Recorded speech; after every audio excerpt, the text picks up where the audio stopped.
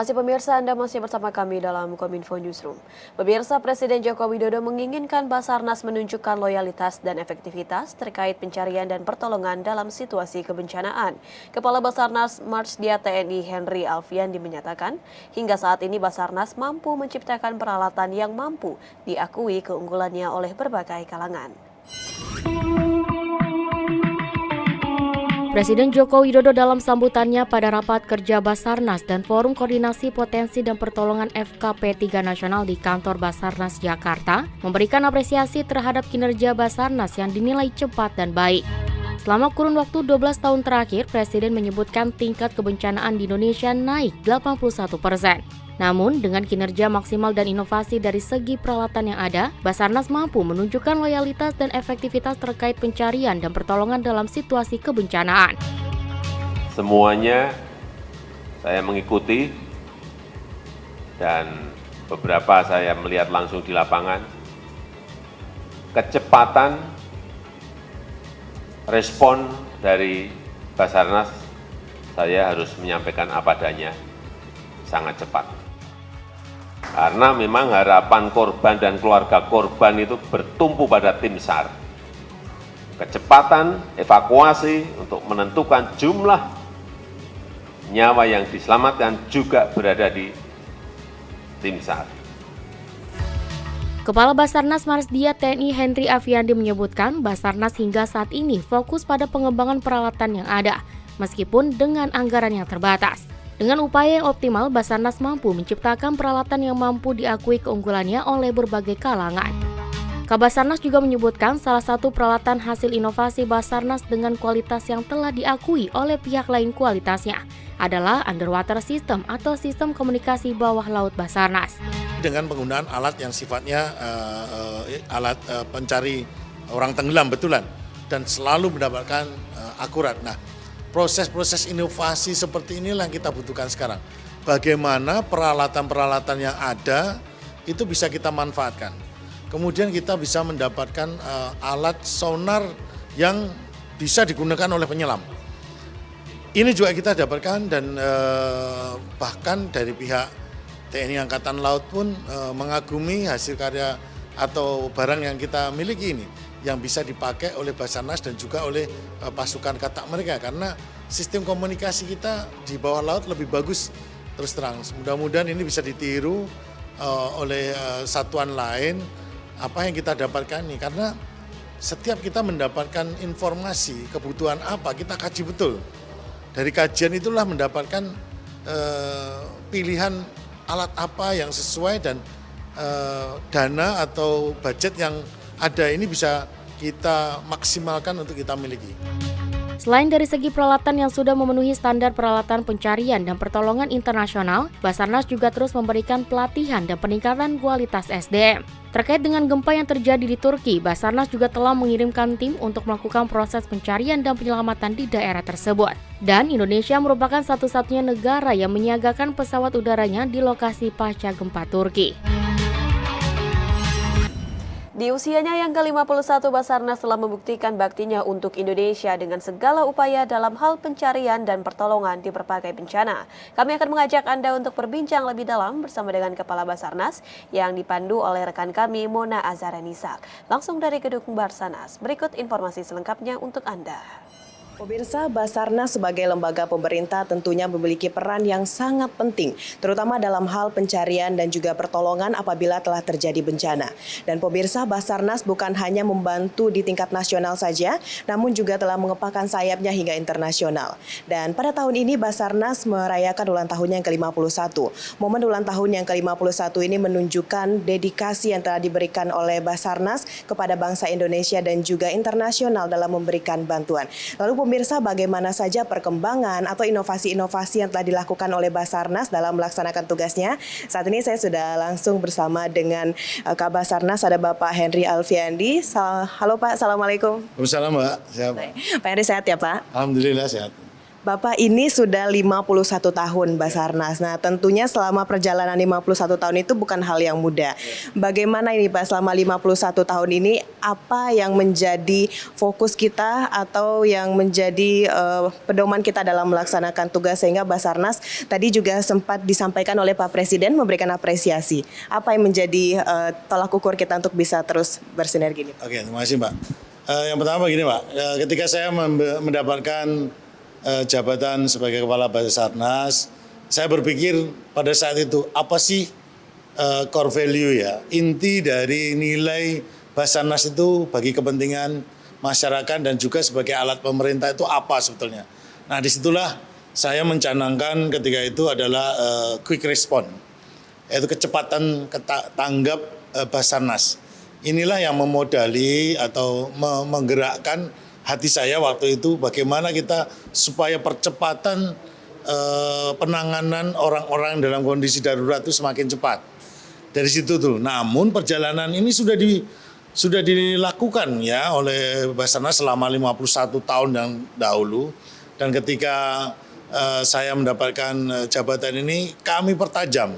Nah, dengan kondisi yang saat itu seperti ketika menjelang COVID waktu itu Mbak ya.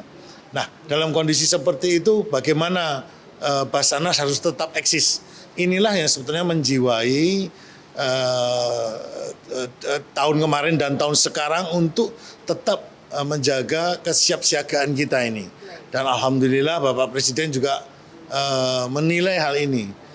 Ini bukan sembarang Bapak Presiden ini menilai ataukah sekedar memberikan ucapan yang sifatnya lip service, bukan.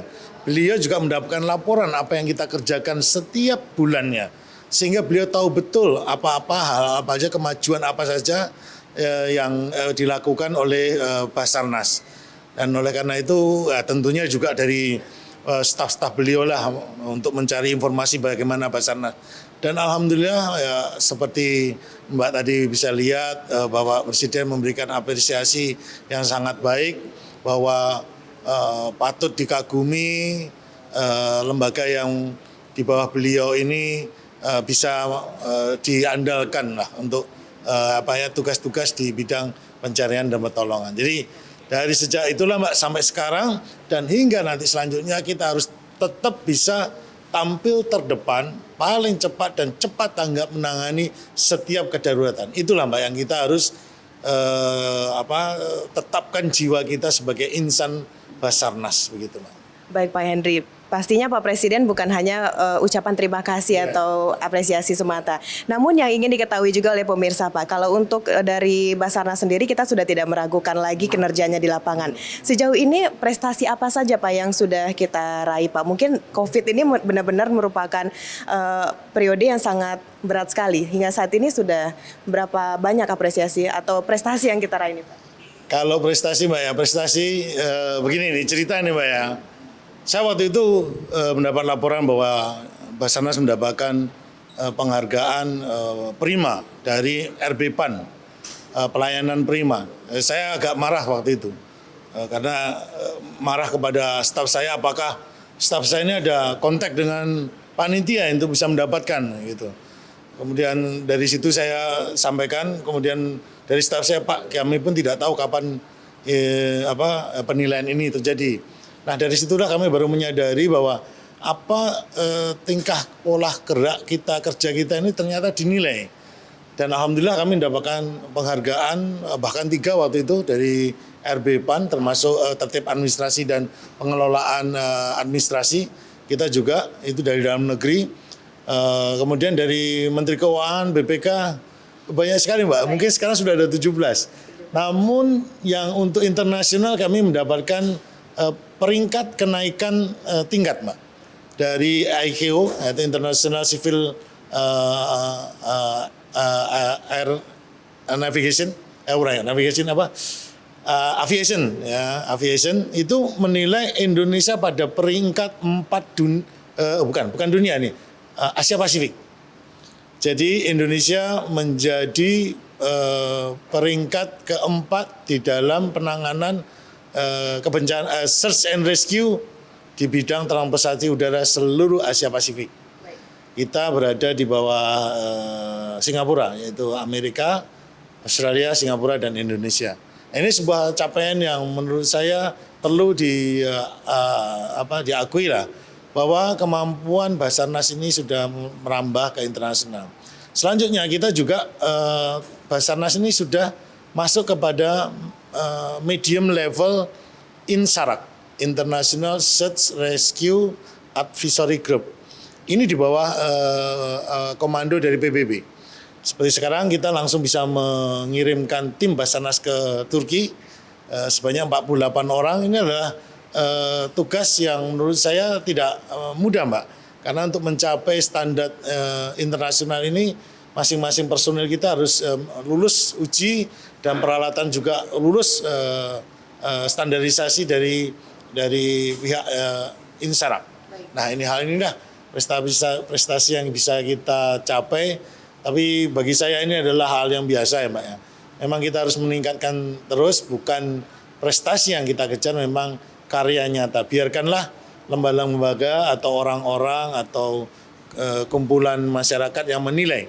Itu adalah semboyan kami, karena kami tidak boleh hanya istilahnya puas dengan tercapainya mendapatkan sebuah penghargaan. Bukan, Pak. Tetapi kita memang, mereka sendirilah yang menilai, itulah yang bisa saya sampaikan kepada anak buah insan Basarnas, bahwa kinerja kita sudah diakui dan ini tetap harus dipertahankan dan terus ditingkatkan di masa yang datang. Baik, Pak Henry tadi juga telah menyampaikan pemirsa bahwa kita juga mengirimkan tim ke Turki ya, Pak. Ya. Nah, ini kita juga ingin tahu, Pak Henry, apa langkah yang kita lakukan untuk peningkatan SDM kita yang ada di Indonesia ini, dan juga kita memantau perkembangan dari alat-alat untuk dilakukan pencarian dan pertolongan lagi. Bagaimana langkah yang kita lakukan selama ini? Ya, pertama memang petugas atau pegawai Basarnas ini kan ASN, Mbak ya, aparatur sipil negara, atau dulu dikatakan pegawai negeri, PNS. Nah, dalam rekrutmen ini kita harus bisa menseleksi orang-orang yang kita inginkan. Jadi standar kesehatannya, kecerdasannya, emosionalnya, dan juga keinginannya dia mengabdi itu untuk apa. Ini harus kita seleksi sehingga kita mendapatkan sumber daya manusia yang benar-benar kita butuhkan. Dari sumber daya manusia ini kita didik, kita latih, dan kita berikan dia pengalaman. Dan juga kita lihat talentanya. Jadi kita sudah melakukan telescouting, istilahnya pemantauan. Dari orang-orang ini kita kumpulkan, Mbak. Setelah kita kumpulkan baru kita adakan cek dan tes. Dari tes inilah kita ajukan kepada dunia internasional. Dan mereka melalui serangkaian tes sehingga mereka mendapatkan sertifikasi internasional. Dan juga tidak saja sebagai manusianya, tapi peralatan juga kita lengkapin.